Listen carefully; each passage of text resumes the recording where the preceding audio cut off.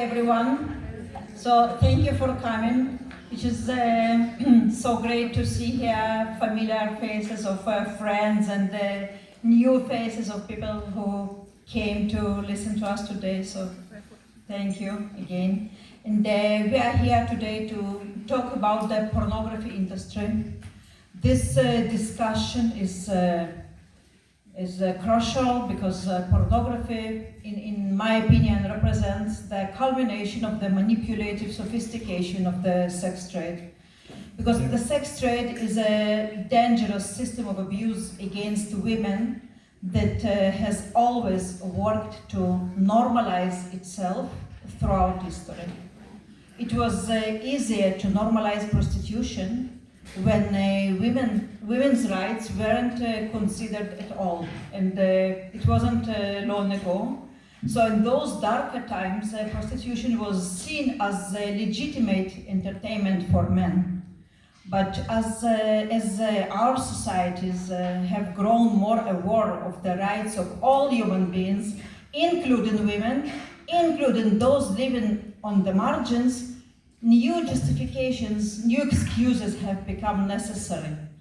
And the most common arguments made by the apologists of the sex trade that I can think about are, but some women want to be prostitutes. But you cannot eradicate it, you can only reduce the harm. And my favorite one, which we will focus today, is what you see here. It is not prostitution at all. It is something completely different that needs another framework of discussion. So that last excuse is central to debates about the pornography industry, and that's what allowed it to thrive. Because pornography is presented by its supporters, and even more by those who profit from it, as something unrelated to prostitution. So they will say pornography is not prostitution. They will call it art. They will call it freedom of expression. They will call it erotics, whatever, but not the sex trade. And it actually works, because when we look at surveys on purchase of prostitution, like how common it is, we see that only 10 to 30% of men use paid rape, like they pay for prostitution. Depends on country, culture, quality of survey, but we don't have majority of men who pay for prostitution. And yet, almost 100% of men and way too many women consume pornography. Pornography is normalized. And people who justify this say that they're not harming anyone. They didn't rape anyone. They just watched a film. It was just a movie. Even people who understand the harms of prostitution, they often try to save pornography, save their right to watch pornography, and their arguments will be like, but it's already has been filmed, I watched it for free. But how do you know these women do not want to be filmed? How do you know them? And what about feminist porn? And what about amateur porn? Those are people who just enjoy filming themselves and sharing with the world. And against all these arguments, we are standing a small group of abolitionist women, including survivors of the sex trade, and we are forced to repeat the most basic truth that require nothing more than common sense to grasp. Like, you don't need any extra knowledge to understand why porn is abusive, because if you don't know whether the women consented to be filmed, so we don't know if they agree, we don't know, so maybe they didn't. If you don't know anyone who is willing to be abused, humiliated, and masturbated on camera, you don't know anyone like this, so just, this is the default that they don't want to be there. Most people wouldn't agree to be filmed in degrading situations, so, and even if they agreed once, long ago to be filmed, we can't know that, but we cannot assume that they still agree now. For many survivors of sexual exploitation industries, there is no chance of healing, of rebuilding our lives while those videos circulate online, and everyone can understand it. So, one more, women in prostitution, women in pornography are often exactly the same women, and some were filmed by pimps and sex buyers without consent or even without their knowledge. We can never truly know who consented to the filming or the distribution of this material. And also, pornographic content depicting sexual violence normalizes sexual aggression and links sexual arousal to acts of violence. This is how advertising works, any advertisement. And this is how human psychology works. It is not different in case of pornography. So today we have invited here several incredible women who have a lot to say about why pornography should not be part of our lives, of our legitimate society, and why it is even more harmful than physical, traditional so-called prostitution. Our first speaker will be Professor Gail Dines, arguably the most famous pornography researcher in the world. Gail couldn't join us today physically due to unexpected circumstances, but she will speak via Zoom. So thank you, Gail, for joining us.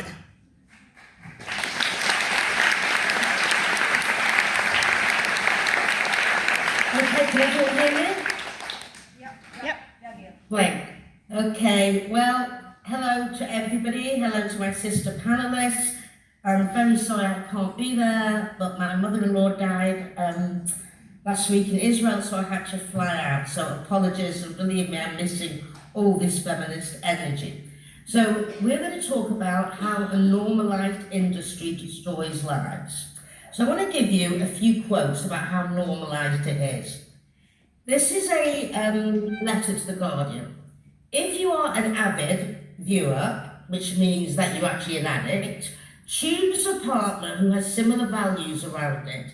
Tell your partner how much you enjoyed your porn without shame. So basically what this is doing is pulling women in and making them acquiesce to the porn user. Another example was I was on a show on Australian broadcasting company called Q&A when I was in Australia.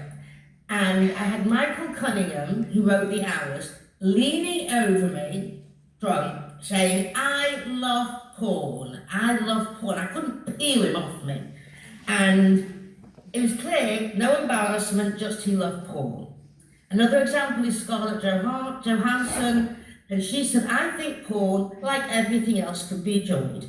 It can be productive for both men and women, which we know, of course, is not true.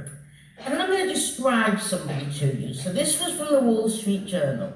And they're talking about this guy, and they said his personal foundation website highlights his commitment to open source software and to philanthropic giving to cause like the Memorial Sloan Kettering Cancer Center. So who are they talking about? Are they talking about this wonderful philanthropist who goes out there? No. They're actually talking about Leo Radvinsky, who owns OnlyFans. And you'd think they were talking about somebody, I don't know, who basically gives away his money, the way that OnlyFans itself has been normalised. Now, an article, Details, which is like Cosmopolitan for men, talked about how internet porn is changing teen sex. And they quote, there is an entire generation of young people who think sex ends with a money shot to the face. And this means ejaculation on the face. And actually, the entire generation is more boys and men than actually women and girls. So again, the normalisation. Porn sites, just to tell you how big they are, get more visitors each month than Netflix, Amazon and Twitter combined. And you can just see the statistics here. 35% of over a third of all internet downloads are pornographic. And so we can see the size of this industry. And studies show, the actual gold standard study by Anna Bridges shows that 90% contained at least one aggressive act if both physical and verbal aggression were combined. So let me tell you, from somebody who has watched more porn than any human being should have to, I would argue this is closer to 100%. I have never seen a porn video on Pornhub, X-Hamster, YouPorn that does not have violence against women in them. Now, what is the effect of this on boys and men? So we know from studies that boys exposed to porn are 3.3 times more likely to engage in problematic sexual behaviours. Well, I mean, I love the term problematic sexual behaviours, because what they're talking about is rape, harassment, battery, and it all gets put under this nice and clean term as problematic sexual behaviours.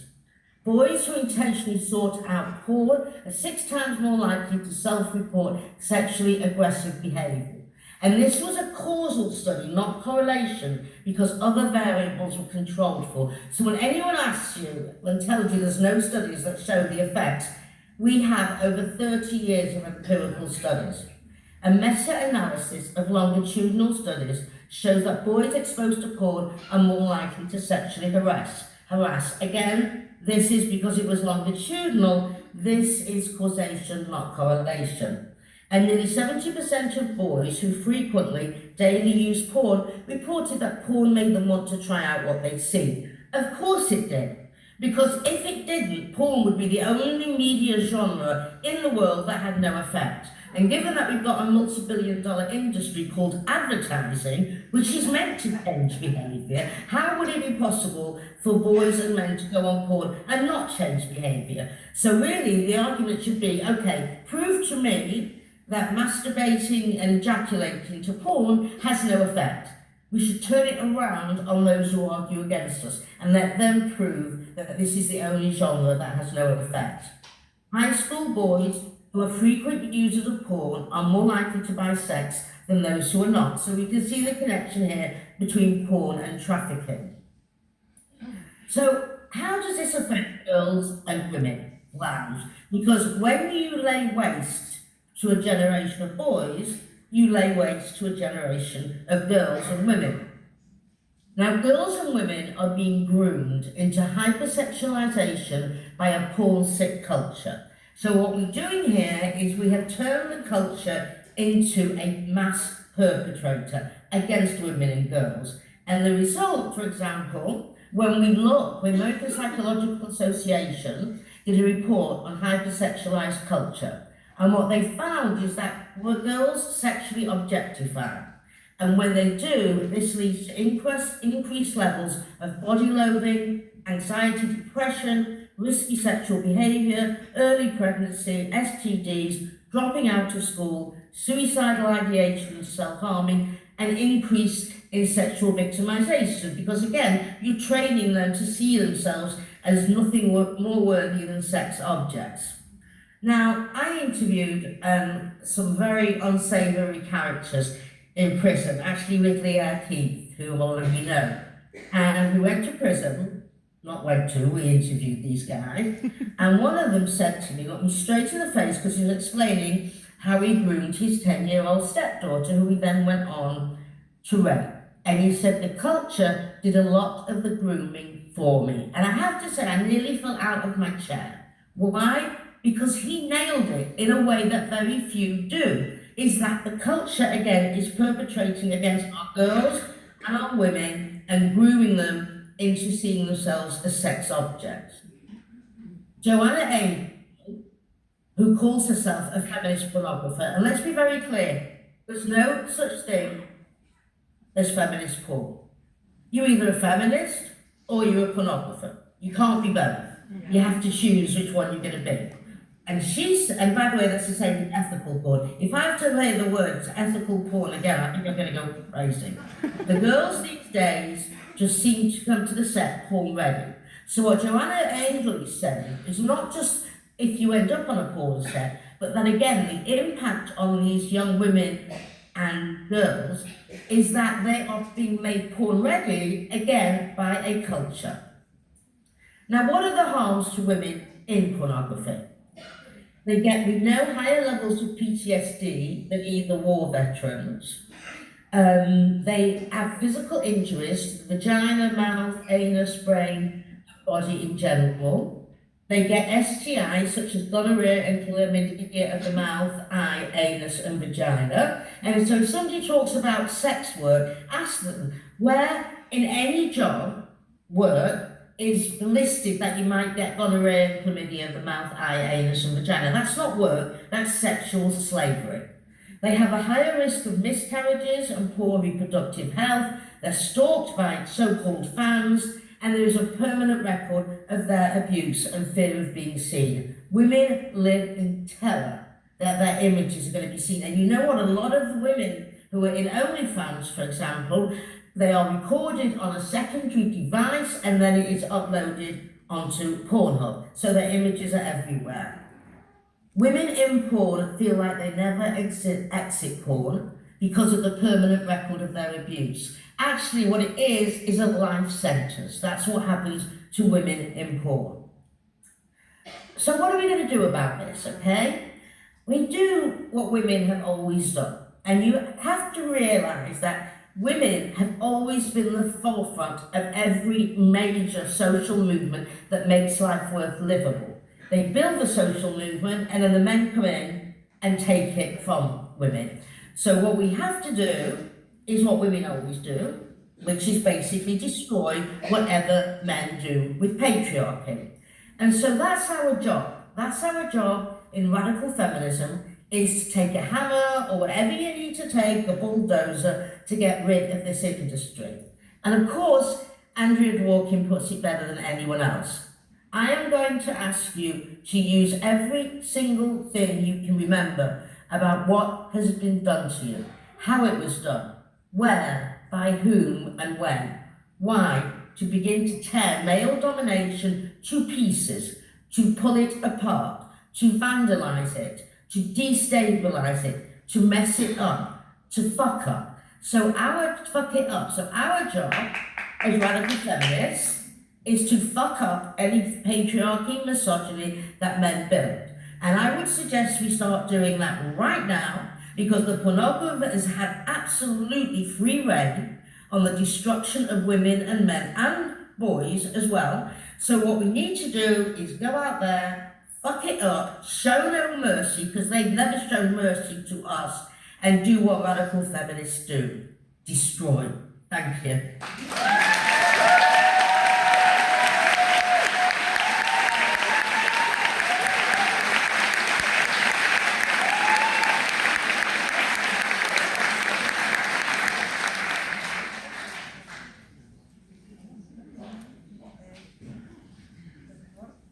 No. Hi. Okay. So thank you, Gail, for joining us despite your personal circumstances. It was like a fantastic speech and very educating. And now I want to to discuss one specific aspect of pornography. Very often, even among abolitionists, I hear this argument that we have nothing to do with pornography because we don't have a proper law. Like we have that pimping is forbidden and banned by law in most countries. In more and more countries, we have now the Nordic model that bans also purchase of prostitution, but we don't have the same laws regarding pornography. And yet, we will be very surprised now, as I was surprised.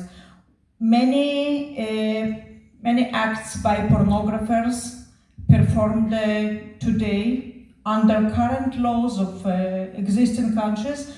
They are passing the law. They are doing performing illegal acts to produce and distribute their disgusting product. And thank you,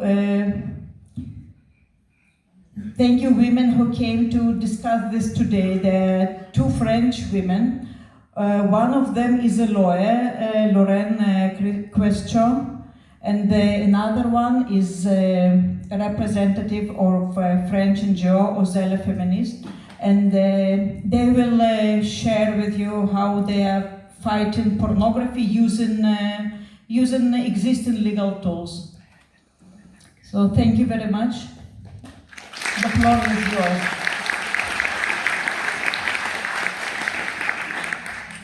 Hello, thank you so much. Just how many time do we have to? Is it 10 minutes or 20 minutes? We're not sure. How long can we speak? Oh, 15, so 10 minutes. Okay, fine. Hello, everyone. So I'm Lorraine. I'm a lawyer, and in France we have decided to try to struggle against pornography with the existing law, because we consider that porn is already forbidden under every law of every country, actually, because pornography is torture, and torture is usually prohibited. It's prohibited in most of the countries. That rape, it's also rape, and that it's also prohibited, of course. And it can also be a form of hate speech against women, against people who are racialized.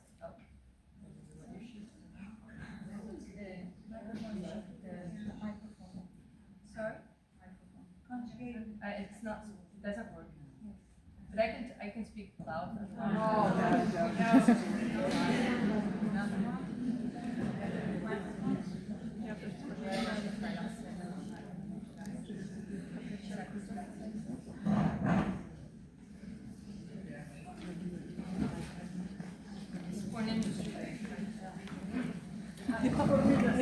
Yeah, these are pimps and pornographers. Are they going? Yeah, that's one.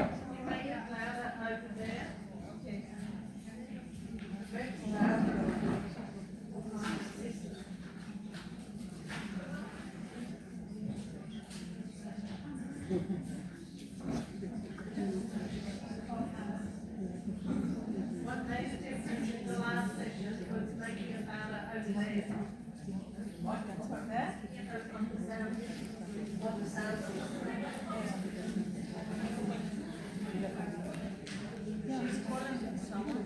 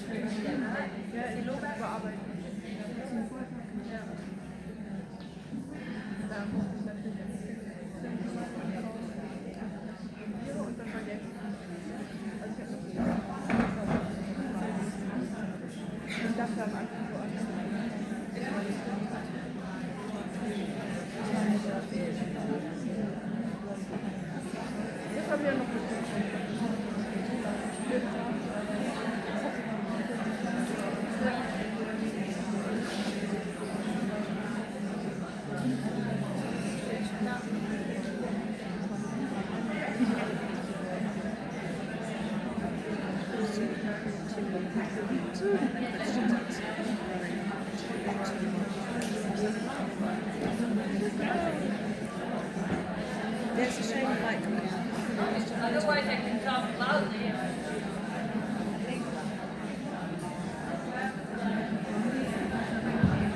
Hello. Yay! Ask the singer to fix the microphone.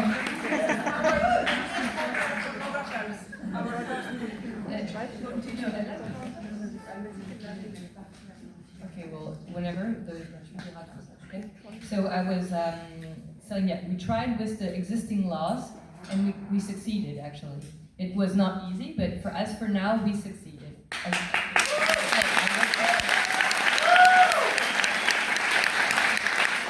First of all, contrary to what we think, there are several legal instruments, international instruments, that say that pornography is sexual exploitation. One of them, for instance, is a model law against human trafficking of UNODC, which is not necessarily binding, but it's an interpretive power, so you have to use it as lawyers, and you have to use it, I mean, to say that, I mean, there are international organizations that consider that pornography and pornographic material is part of sexual exploitation. I can read you the text. So, the model law against trafficking in persons of UNDOC defines exploitation of prostitutes of others as unlawful obtaining of financial or other material benefits from the prostitution and other persons. It's also defined as sexual exploitation. It also defines sexual exploitation as obtaining a financial or other benefits through the involvement of other persons in prostitution, sexual servitude, or other kind of sexual services, including pornography. Pornographic acts and production of pornographic material. So there you get it. It is considered as, and it's not the only legal tool you can actually activate. There have been for a long time EU resolutions. There's an EU resolution dating back to 1993 that not only says that pornography is a major harm for women, as it is highly discriminatory.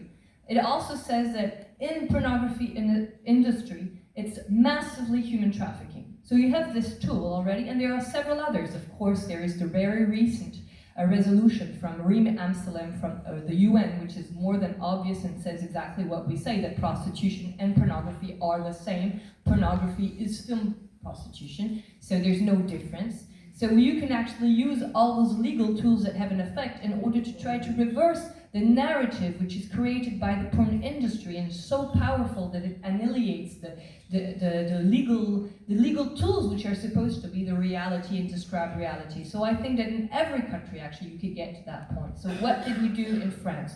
We do two types of action. First of them, that we brought porn industry before the criminal courts, and the second we brought porn industry, or let's say that we defended against the porn industry in front of the administrative courts with regards to access of minors to pornography. So we brought the porn industry, the French porn industry, thanks to the huge courage, bravery of the survivors, because we have to give a huge tribute to the hundreds of survivors in France who went to file those cases actually and decided to take battle against the porn industry as survivors of pornography.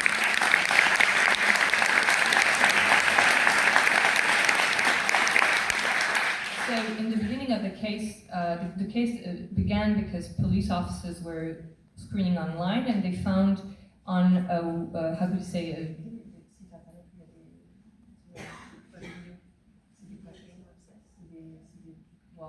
let's say websites where men, to discuss together, I don't know how you say that.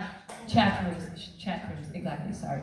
So on one of the chat rooms, men were all referring to a website which was called French Bukkake, and they were all describing, because men know when women are raped and tortured. The only people who don't see it, of course, is the rest of society, but they go there to see that, they know what they see. They were saying that, they say, you can see this woman, she's raped. Of course, it was not to say it's not good. They did it they were laughing on it and taking pleasure of seeing those women obviously raped, crying and tortured.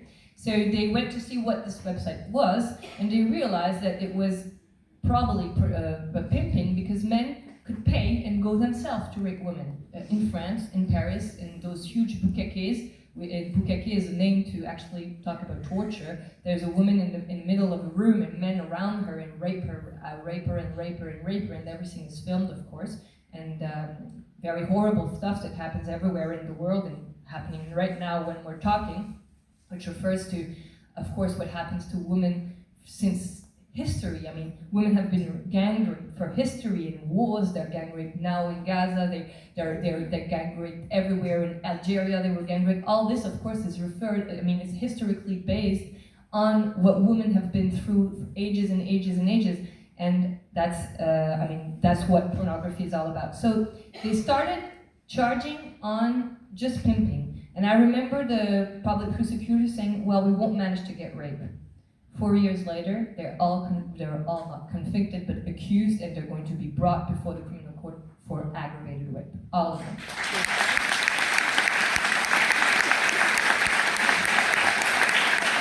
So we had to fight in order to get rape, and we had to fight, well, this we didn't fight that much, because at a certain point it was kind of obvious, but we had to fight to get to aggravated rape, because we wanted those rapes to be aggravated by the circumstances, that they were committed because they were women, and for those who were racialized, because they were racialized, and we got it. It was very difficult. We had to go to the Supreme Court, and we got it.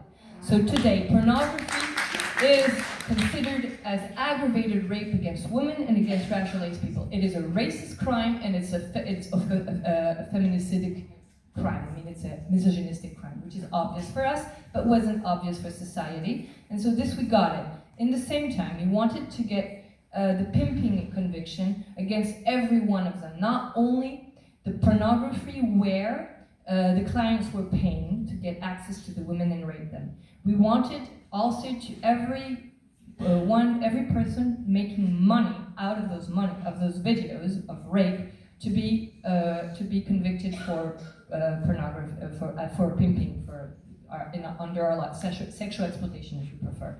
This was very difficult because, of course, the judges, even if you go with the UN definition I gave to you, they all say, okay, well, if we say that, it means that, I mean, the whole system is illegal. It means that it's been going on since ages, and that, I mean, they tend to say something which is totally preposterous, is that as it's going on for ages, and as there has never been any case against them, then it must be legal. You know, as if, you know, you won from being in illegality. So we had to fight on that, and we almost went totally, because the Court of Appeal said no, it cannot be the same. Pornography and prostitution are two different things. We filed a case before the Supreme Court, the Cour de Cassation in France, and we referred to case law of the European Court of Justice, the European Court of Human Rights, and they were stuck because if they had said something contrary, then they would be in violation of the European Court of Human Rights. So they gave us, they said yes. They said it can be. They didn't say it's always, but it can be, and in this case it is. So it's big. It means that today in France, all those cases where women are trafficked has to be actually, they have to be brought before court under sexual exploitation disposition in the French criminal law. So this is really good.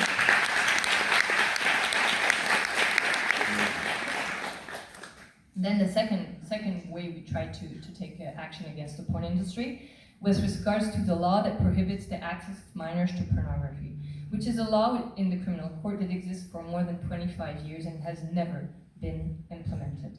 So NGOs fighting against child rights initiated the first cases, and then the porn industry woke up, took action, and tried to, you know, use every legal battle they could use, every legal remedy they could use to try to, you know, get to continue to do total impunity. So we arrived and we said, okay, we're going to, you know, enter those cases they are bringing, and we're trying to give our perspective. And so now in front of you, I'd really tell you that because a lot of you are from the EU. There is a case, a pending case in front of the European Court of Justice, which is the institution ruling in the EU. It's not the Council of Europe, it's the EU. So you know it's a liberal organization, and you know, freedom of men and freedom of economy and freedom of our, you know, capitalist system. So of course they're not really on our side from that perspective, but we really managed to enter this procedure. And we went in front of the European Court of Justice, and we raised an argumentation saying that pornography is harmful for society, it's harmful for children, it's a question of health, it's a health issue, a public order issue, and there's case law on that respect with regards to drugs. And as it's so, it's considered as being unanimously harmful for children, because now we're talking about pornography accessible to children, then it cannot be protected by EU law. Because EU law does not protect the material and services and goods which are inherently dangerous, not for children and for humans. There's case law on that. So we went there and we said that, and we've seen that the judges were interested. We don't know if we're going to win, and we really need you guys to put pressure. If you really want to choose an argumentation now, and it's an easy one because usually in every member state everybody's more or less, you know, agree to say that children has to be protected.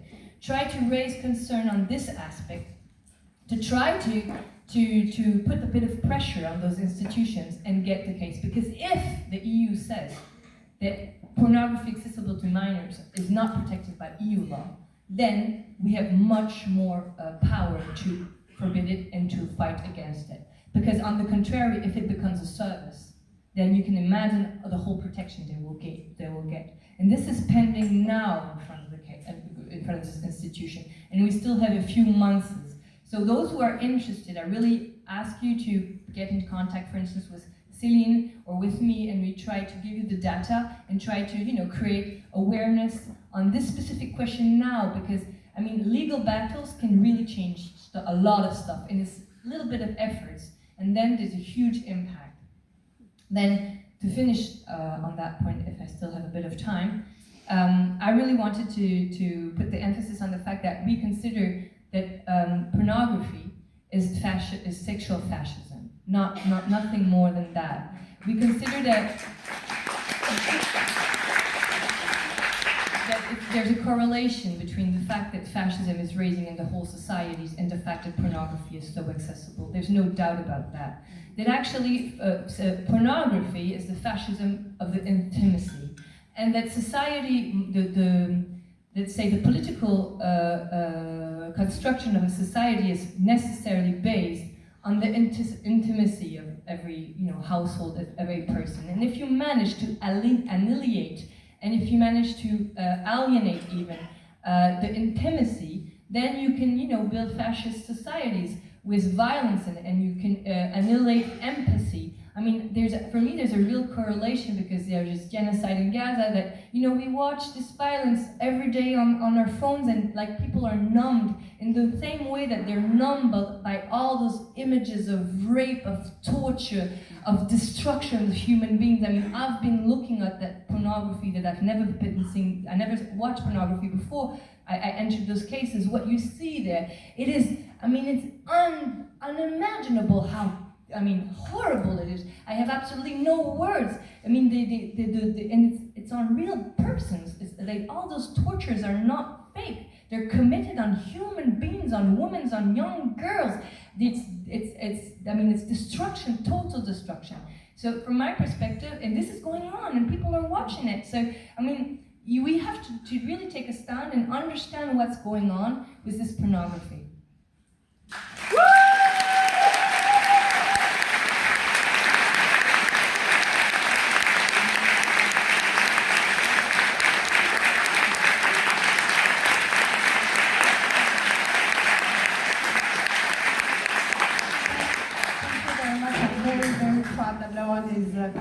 Our lawyer. I'm coming from an NGO called Oser le Féminisme, which is fighting against pornography with Lauren for a long time. And I will take 5 minutes only to talk about what we are doing. We are doing on two sides, on communication campaigns and on political advocacy to gain public opinion on these topics. First, on public awareness campaigns, in recent years we have developed many campaigns to raise public awareness about the harmful nature of pornography consumption. Our campaign entitled What Porn Did to Our Lives gathered over 400 testimonies of women who shared how pornography negatively influenced their sexuality and how they experienced male violence and violent sexual practices imposed by their partners. This campaign on Instagram,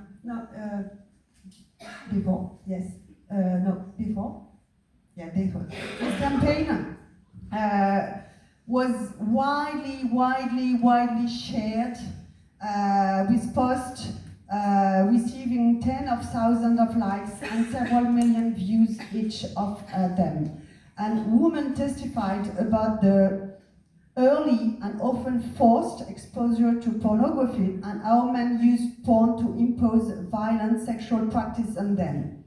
And a very positive outcome of this campaign was the overwhelmingly supportive feedback from women and girls.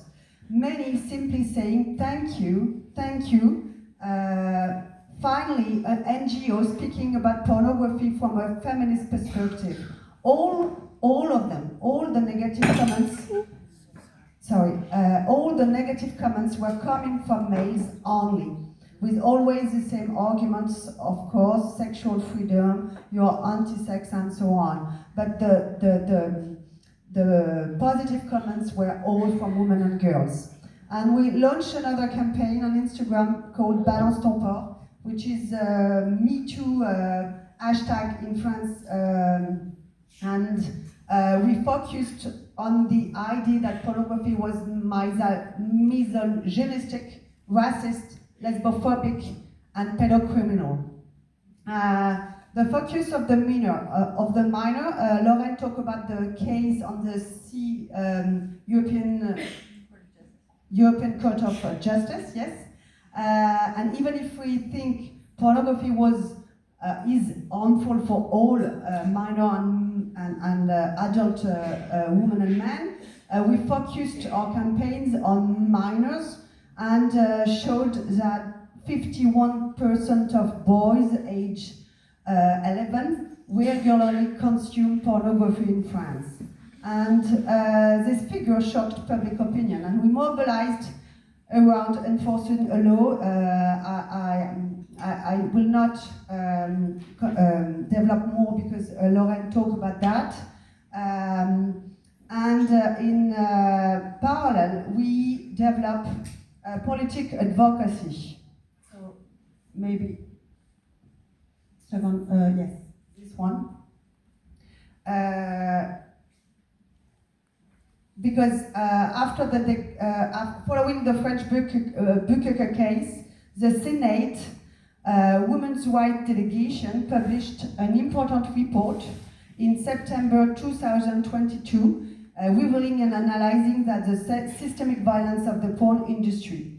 Notably, Laurence Rossignol, senator and rapporteur of the report, was Minister for Gender Equality in 2016 when France adopted the abolitionist law defining prostitution as sexual violence. The abolitionist parliamentarians in France are now focused of working for letting pornography legally recognized as film prostitution. In parallel, in September 2023, the Haut Conseil à l'égalité, the High Council for Equality, which is watchdog on equality subject working for the French Prime Minister, released another key report titled Pornography, Let's Put an End to the Porn Industry Impunity, which is a 2,000 pages report, which conclusions are very, very crystal clear. Pornography is film prostitution, and there is no such contract which is legal. And after audition of research in law, lawyers and all kinds of experts, it's written clearly that we cannot contractualize a sexual relationship, and in addition of that, the contract is a way of coercion for the victim of the industry. And this report was on the headlines of all the newspapers in France during weeks, and is really, really a useful tool to explain that pornography is not anything else than film prostitution. And in that report, and we have some synthesis in 12 pages, which is available at the end, the High Council of Equality carried an exhaustive keyword analysis of the title of porn videos on the 4 main platforms, Pornhub, Xvideo, XNXX, and Xhamster, and they counted the violent sexual practice like shocking, BDSM, bukkake, gagging, torture, and we counted 1.2 million videos. Pissing videos, 200,000 video of pissing. Rape videos included surprise of sleeping penetration, and it should remind you the Pellicos case, of course, because penetration by surprise is rape. We counted 70,000 videos. racial hatred, like monster dick or interracial videos, we counted 1.5 million videos, and pedocriminality, like video with hashtag teen, we counted 1.2 million videos, and only the hashtag daddy, so this is daddy, so this means incest. We counted 130,000 videos. So in France, people were really shocked by the number of videos which are in fact illegal. So now with this, and another key point of the report is that we made a testing campaign, because we report illegal content to Pharos. Pharos is the Interior Ministry reporting service, which is supposed to ask the website to withdraw illegal content. And we signal torture videos, rape videos, pedocriminality videos, and none of them has been removed. And this is also a key point of the report, to show that the porn site do not cooperate, and the Ministry of Interior's Ministry is completely inactive to remove this illegal content. So now, and I will finish now, our political objective is to gain public opinion, and I really need today to tell you that the work made by Lauren and all the victims will put the porn industry under a focus in 2026, which will be historical. So please, I hope that after the join the battle, I think that the trial next year will have impact, an international impact, as important as the Pellicos case was, and I hope that you can be helpful to share and talk about this trial, who show the complete impunity of porn industry, producer, and also the porn site, who continue to diffuse, to spread these illegal contents and rape videos. The rape videos of the victim are still on the online, and we do not succeed to remove all the contents of the survivors we accompany until the trial. So we have a sheet of paper, and if you want to be informed about what's going on this trial, please give Put your name, and here is the email of Celine. Here's the email of Celine if you're an NGO and you want some information, and if you're a lawyer and you need the case law and everything, I put my email as well. Okay? Thank you. Thank you so much.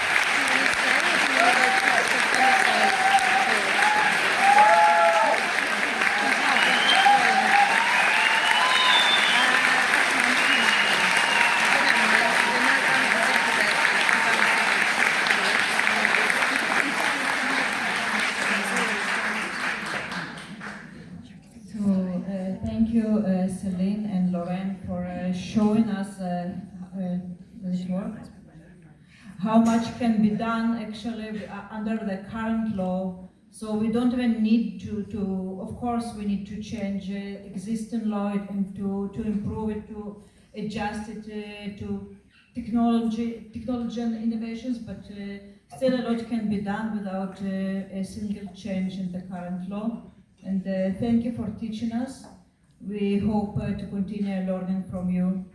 And implementing your experience into our local advocacy, all of us here. And now I want to introduce my friend Vaishnavi Sundar, who is famous and loved everywhere for her incredible films about the gender ideology and harms of gender ideology. So for quite a long, I have been telling Vaishnavi, please, could you please contribute some of your talent into also to our abolitionist struggle, because we need people like you, and I think this is her first serious attempt.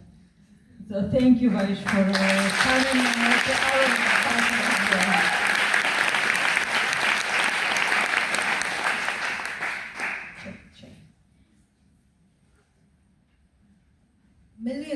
Millions of men across India and the world start watching pornography as early as age 12.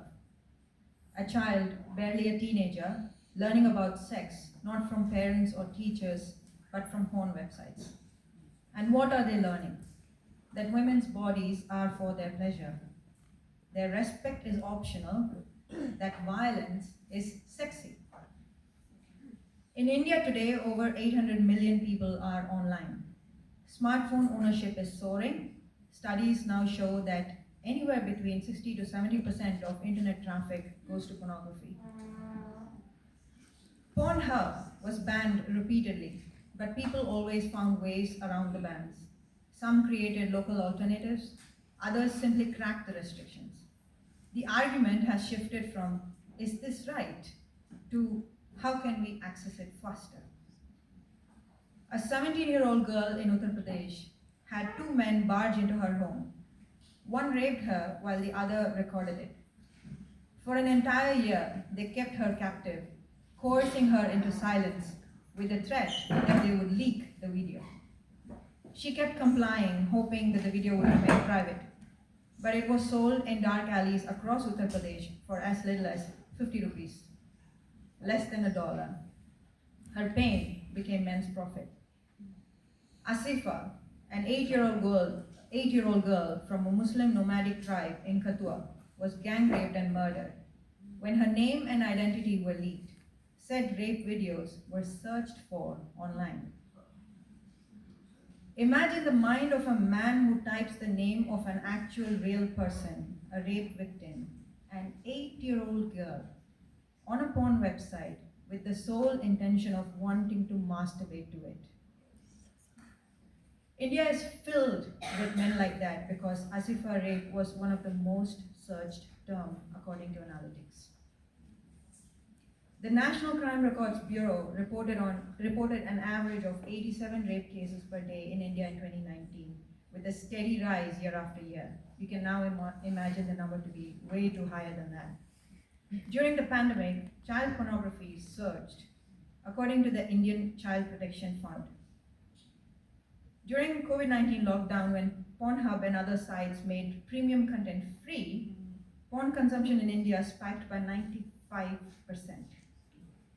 A pandemic isolation and millions consuming graphic, violent pornography went entirely unchecked. Research is very, very clear. A 2024 study of 208 urban Indian men found that men who viewed pornography regularly were significantly less likely to see women as equals. A 2025 global study covering Germany, Korea, Taiwan, and the US concluded that frequent porn users focused far more on physical traits of women than their intellect or character. This is dangerous, especially in a country like India, where 60% of men believe regressive stereotypes demanding women to obey men and that their place is inside the kitchen.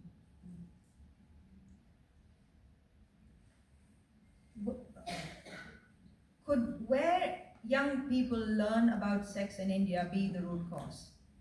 It turns out only 15% of youth get any kind of sex education. So where does the rest turn?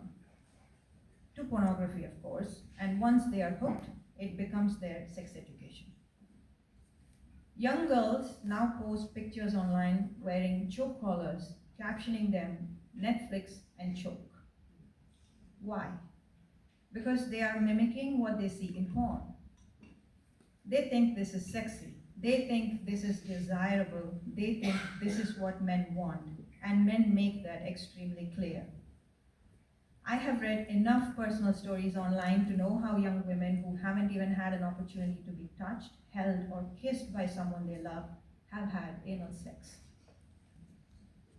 They aren't even aware of how sex is supposed to make them feel.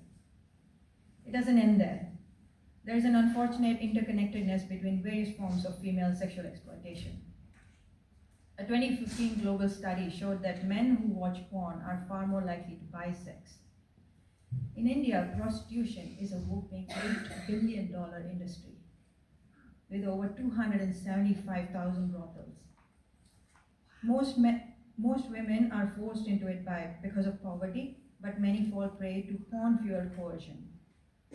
Clients demand acts inspired by porn, choking, anal sex, violence, without any care for women's safety or dignity. Studies from Mumbai in 2013 show that 60% of women in prostitution reported violence from clients, and most earned only rupees 100 or 500 for having to endure all these horrible things, if there is anything left after paying off the bills. Imagine a tiny windowless room where she is forcibly drugged, be raped by 10 to 15 men a night, and now such abuses have found inspiration from what men see online. Cruelty seems like a kinder word in this context. Although unconstitutional, India still practices the caste system, a stratified social hierarchy that deems people from a caste termed Dalits to be untouchable. Women belonging to the said caste face extreme violence in the hands of men, especially in the form of rape. This is due to intersecting factors of caste, sex class, and socioeconomic status. Data from NCRB and surveys such as the National Family Health Survey highlight alarming trends, though underreporting is a crucial aspect to be had in mind. And underreporting is mostly due to stigma, fear of retaliation, and barriers to justice. Imagine growing up in rural India, where caste hierarchies still exist, where on average 10 Dalit women are raped every day. This equates to approximately 3,650 cases per year, and the true figure would definitely be higher than that. Their stories are rarely told. They are easy targets in a system that continues to treat them as less than human. In these cases, pornography fuels the worst instincts of men. I'm never one to correlate a causation. However, it is hard to ignore the number of men who have access to high-speed internet in the remote corners of India, smartphones being sold as a need for survival, and the amount of videos that get circulated among men through Telegram and WhatsApp groups. But these videos end up forcing these men to commit these acts on women, especially women belonging to the caste that I just mentioned. In 2019, NCRB recorded 3,486 cases of rape against Dalit women and girls. 1,100 reported rapes against Adivasis, which the tribe, the scheduled tribe, women in the same year. Overall, there was a 45% rise in reported rapes against Dalit women between 2015 and 2020. 45% in a country like India, which is considered to be the most populous country in the world right now, is a large number. Society does not provide these girls an escape. Instead, it reinforces their victimization through films, social media, and also hidden videos. It's a category on porn websites, hidden or homemade. Videos are categorized in this manner, but women were possibly victims of coercion or blackmail. Many women don't even know that their videos were online and that men are masturbating to. And many women in rural areas are promised a job or a better future or marriage, and men end up taking them to these hotels where the women don't even realize that there is a camera that is recording them. They don't know that it is sold, and they don't know that other men are watching it online, and they just believe that they are in love with this man to whom they allowed themselves to be vulnerable. It didn't help that the Pornhub 2019 year in review said that people wanted real content. real people, not actors. The sick truth is many of these women and girls are not doing it by choice. They're being abused, exploited, trafficked, and sold like commodities. There's a case of boys' locker room in a school in India's capital city that caught attention of mainstream media. A social media outrage over leaked chats shared by school-going boys rallying to gang rape minor girls, their own classmates, it was stopped before it even started because some of them leaked some of the chats that were mentioned in the group to media, and there was a public outcry about how this is horrible. But the students went back to school the very next day. There were no actions taken whatsoever because parents were very afraid that they would go to juvenile detention and things like that. So they basically just completely shut it down because it was a affluent school and parents could do that. Right after that particular gang rape chat room was closed, there is rumor that boys' locker room 2.0 was started.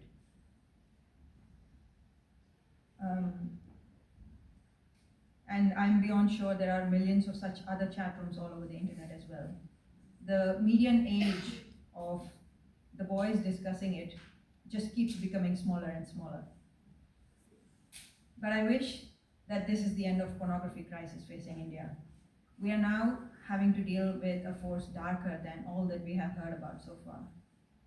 Brace yourself, for I am about to give you the Indian sissies. Genevieve Gluck writes, there is an entire genre of pornography directed at males to sissify themselves for the pleasure of other men. Rather than accept themselves as effeminate males, suitably sissified individuals claim a lesbian gender identity. Pornography, yep.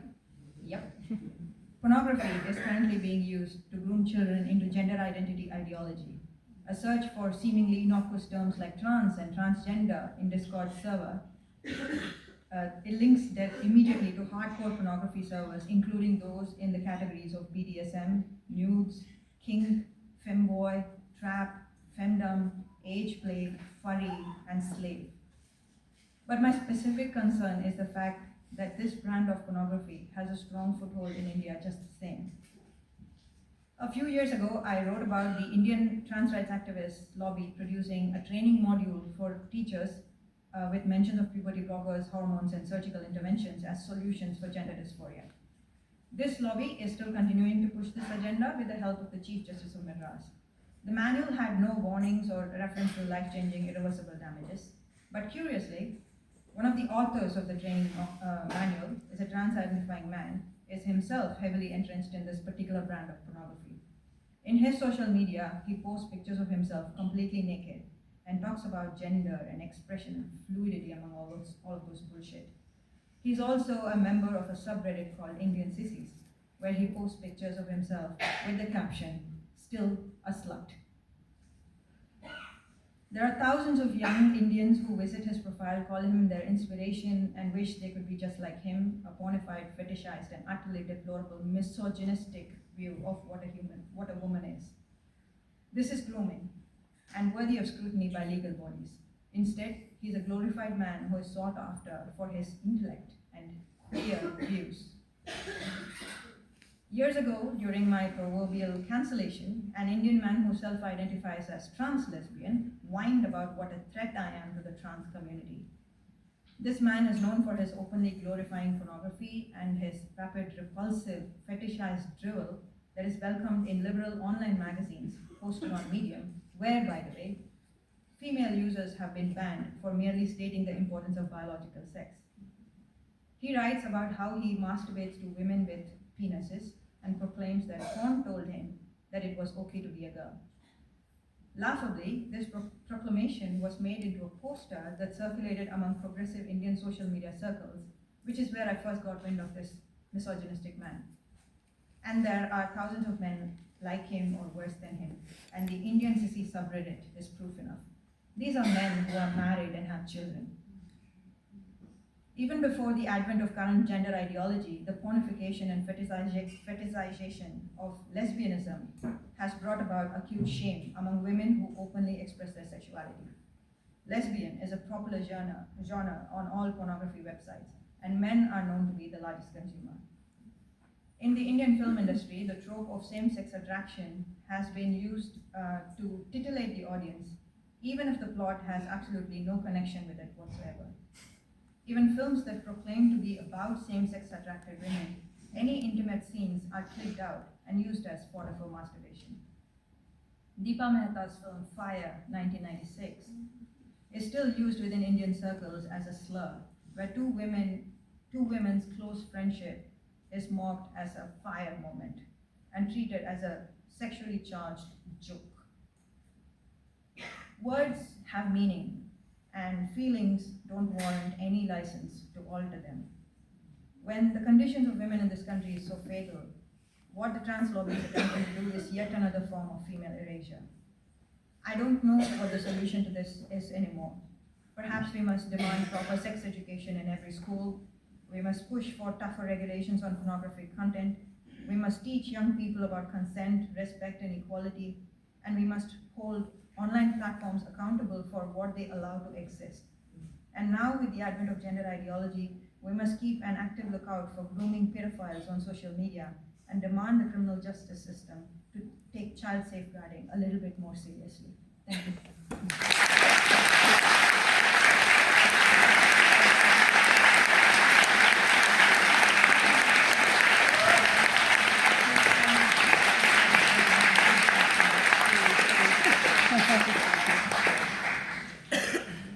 Thank you, Vaish, for your brilliant analysis. And just to connect the dots, the French speakers showed all of us how not maybe it is not easy, but how possible it is to try banning, fighting pornography under the current law. And what we learned from the speech of Vaish, that many people, like ordinary people, they produce pornography, which is actually a proof for rape. They rape women, and they record it. They record the proof. They record their evidence. So they make it much easier to prosecute them, to prove their guilt. And the sites who upload this sort of pornography, they're also guilty. All this under the current law. So when it is not just in India, everywhere, like in every country, this modus operandi exists.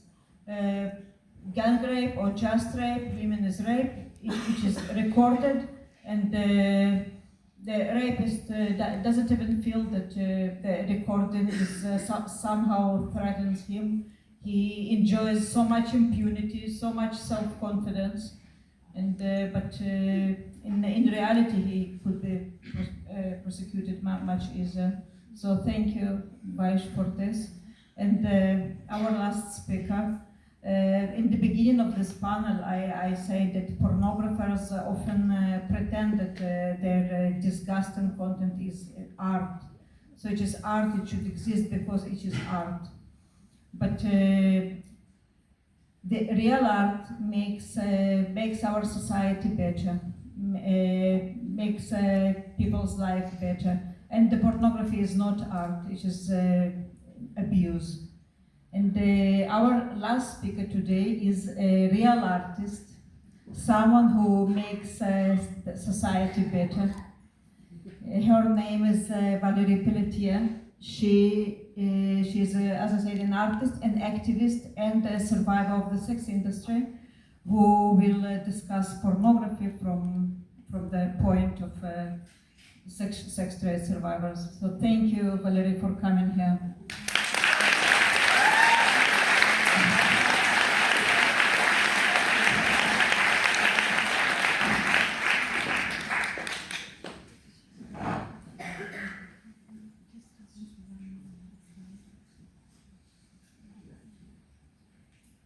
Thank you, everyone. I feel the need to use my first minute of my time to talk to you about my friend Betty, who is currently jailed in Morocco. I will have a slide with the QR code leading you to the petition. If all of you signed the petition today, and I will explain you why you should, this is at least 200-300 more signature on our already 5,000 and something signature. We need to reach a momentum. So, Betty was jailed in Morocco. She is a Moroccan citizen. She unfortunately does not have the luxury of dual citizenship, which means that another country could chip in and try to get her out. So she is fully in the jail of Morocco at the moment. Her appeal was unfortunately rejected on the 6th of October, so she is stuck there at this point. And we believe the only thing that will work is a lot of international pressure. And she's actually always believed that international pressure was her protector. So we need to be there for her the way she has been there for women and girls and minorities for the longest time. So she was jailed for wearing a t-shirt that says Allah is lesbian. Thank you. And she did not wear that shirt in Morocco. She wore it in England, in France, and in Germany during either secular conferences, feminist conferences. Do you understand how crazy this is? So I think one of the angles that we need to argue this is that meanwhile Morocco is pretending to be all progressive and has signed and ratified international treaty saying that they align with international rules of protecting freedom of speech and no longer oppress homosexuals and so on. At the same time, within their internal royal, monarchic, religious government, they still withhold crime of blasphemy. So basically, my friend is in jail for insulting their imaginary friend. Okay? And this woman, I have to give you a few points of why she's amazing. When a young couple was arrested several years ago for giving themselves a kiss in public, what did Betty do? She organized the kissing. What does Betty do? She fights for individual freedom, because if you are born Muslim in a Muslim country, you cannot be an apostate. It's just not possible. Like, I was born Catholic, I'm an apostate, I don't care, I'm an atheist. You just can't do that. You will always be counted in and enforced as a Muslim in a Muslim country. Thank you, thank you. So you'll get the QR code later, just take a picture of it and get to it later. And okay, so Betty will organize things like a picnic during Ramadan. Do you understand how fierce and peaceful this woman is? She's trying to gain individual freedom. So please, please sign the petition to help my friend and try to gather support everywhere. Share it, and this is obscene. And I want to finish by saying she is in solitary confinement, which amounts to torture. She is allowed 2 10-minute phone calls a week to one phone number, which is her mother. And she has no fucking mattress. Okay? This is the worst for me. Like, symbolically, everything is awful, but imagine sleeping on a hard surface. She's been there for over 65 days at this point, I think. No fucking mattress. Betty is a cancer survivor. Her left arm is a prosthetic. It's at risk of infection. She can get sores from being on a hard surface. Please do something. Help me help her. Thank you.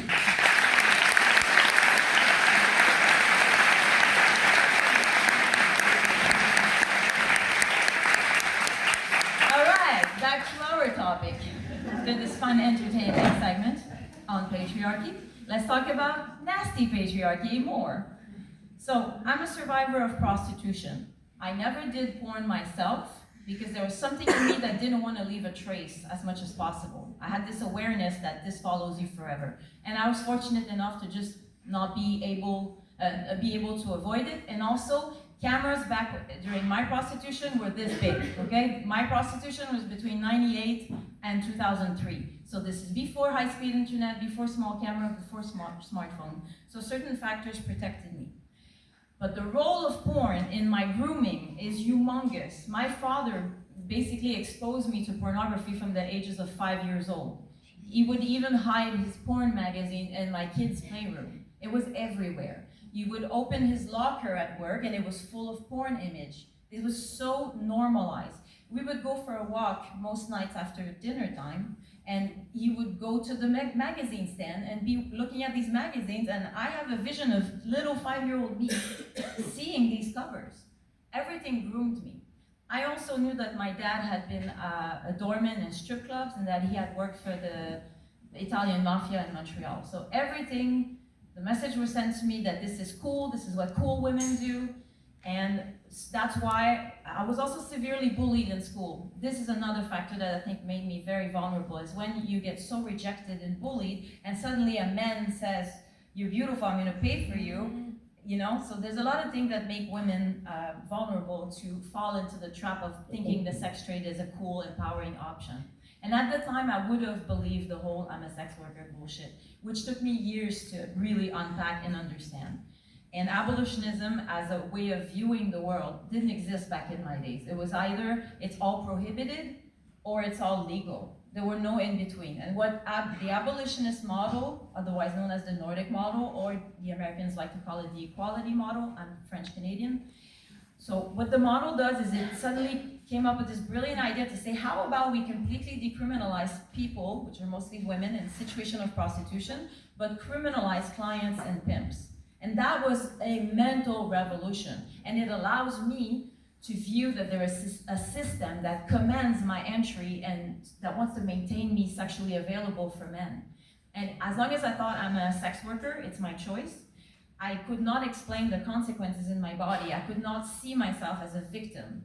And to view, a lot of people resist for a long time the idea of viewing themselves as a victim. But for me, the day that I realized I am a victim, it was actually super freeing. Because it made me realize, like I'm saying, like there's a system above me that commands my entry. There was prior grooming. There were things that were so hard to help me get out of it. There was no help at the time. So the whole sex work is work thing can really be a prison of the mind for women as long as they buy into it, because they don't have explanation for what's happening. It makes you not consider that there are predisposing consequences, and it makes you not foresee that there will be traumatic consequences in your body. So porn was a very big part of my grooming, but it was also a big part of what the clients want. So the demands made on women in the sex trade come directly from porn, and they're usually what their wives won't do. It is known that the majority, about half or more of the clients have a spouse at home. So seriously. And also you have to think that when you're in the sex trade and you're, for example, like in a brothel or in a strip club, you are having lunch and there's porn on the screens. Like you're exposed to porn, it's everywhere all the time. Like just that would amount to sexual harassment in the normal labor law, that you're made to eat with fucking porn on the screen, okay? And then also, now I look today, okay, I'm gonna make a parenthesis here. I don't wanna talk too much about the Bonnie Blues and the Lily Phillips of the world, but how many of you know what I'm talking about? Just if I say that, yeah, I thought so. I'm just gonna say this, because it's very important. I don't wanna get too much into what they're up to. They're basically one-upping each other, and a lot of other of them are just, everything is being turned into a contest of how far and transgressive and dehumanizing you can make porn be. And this is done on webcamming platforms and stuff like that, and the what's it called again? OnlyFans of the world. But Bonnie Blues went so far on OnlyFans that she's been kicked off the platform. So this is to tell you how far it is, and I will not be graphic about that, but I will tell you something.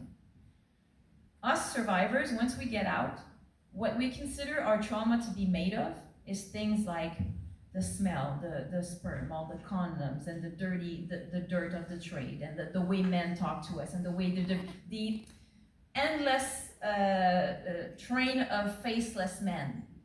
And what the Bonnie Blues of the world are doing right now is very traumatic for us survivors, is they're basically saying that everything that we list as what our trauma is made of is what they say they love about it.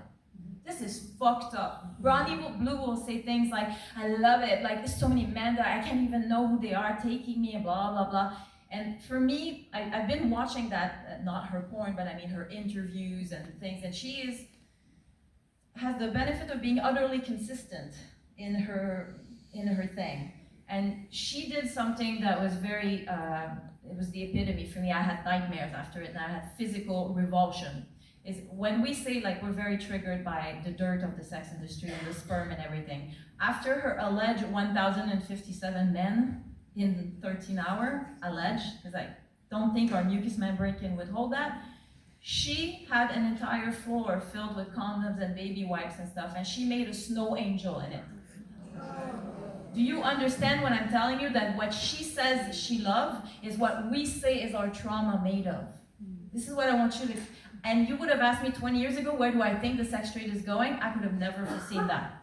Like I knew it was going to be always like upping one another more and more, but I never thought that the new thing was to deny trauma to the point that you say, I love it. It's very triggering for us to watch that. And So yes, so that's what I wanted to say about that.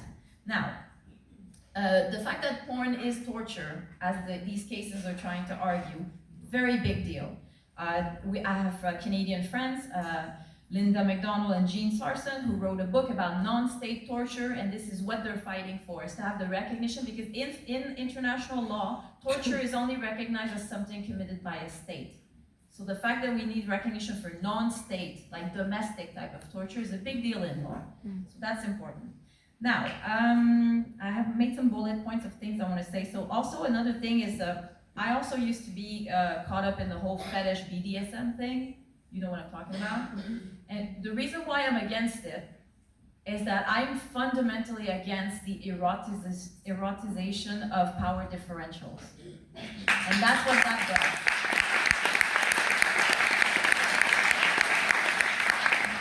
And it is so big and so mainstream now, everywhere. And when women will say that they like it, often they are already victims of sexual violence, and they're doing something that we have a French traumatologist named Muriel Salmona who really speaks about that super well.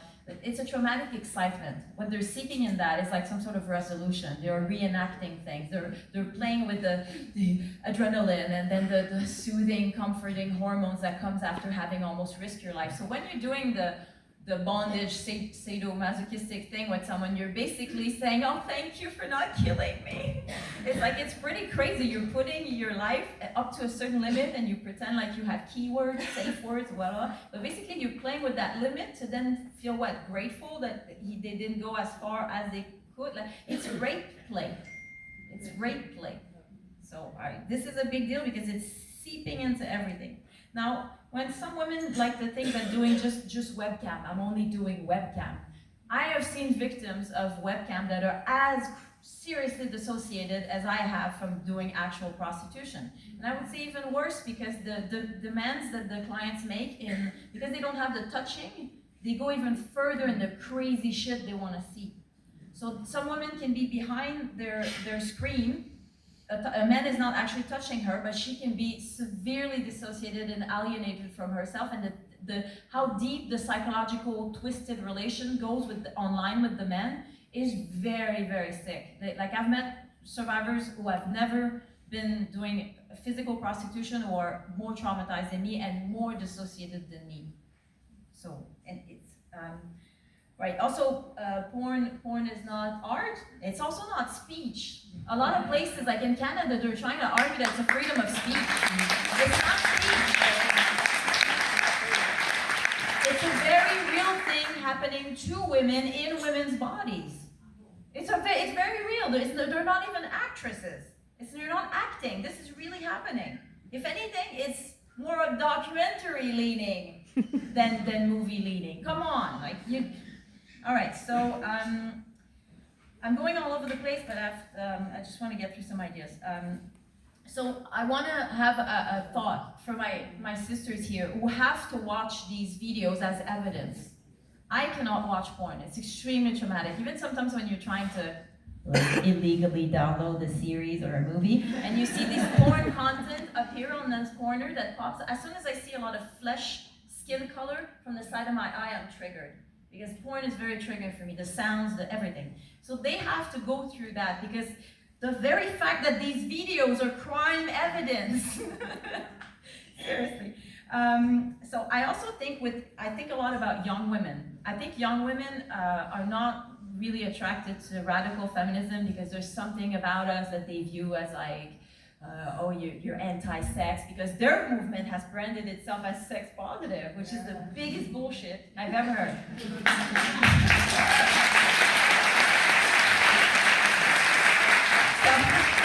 So in real life, I am an artist. I'm a singer and a conceptual artist, and I like to think that we also need to, for some of us who are very crafty and artistic, we need to have a thinking about having a discussion about aesthetic in our movement, because I constantly, when I got out of the sex trade, I had to ask myself, what do you keep? What do you let go? And I had to decolonize myself from a lot of the codes I received. But you know what? I like colors. I like joy.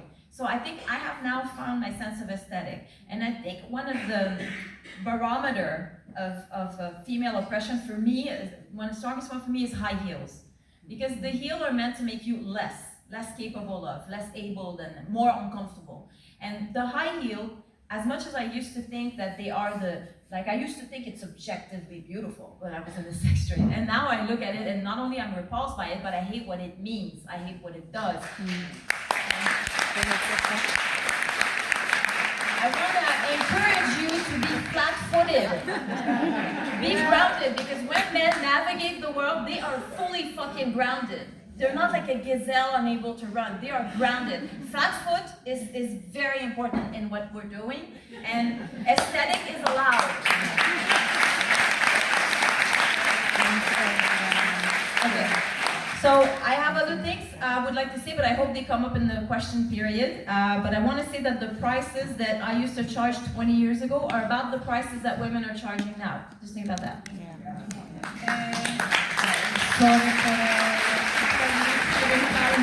Questions. Yeah, we are done. 5:30. Yeah, because everyone was so amazing and the speeches were so important. So we have no time for answers and questions. So some other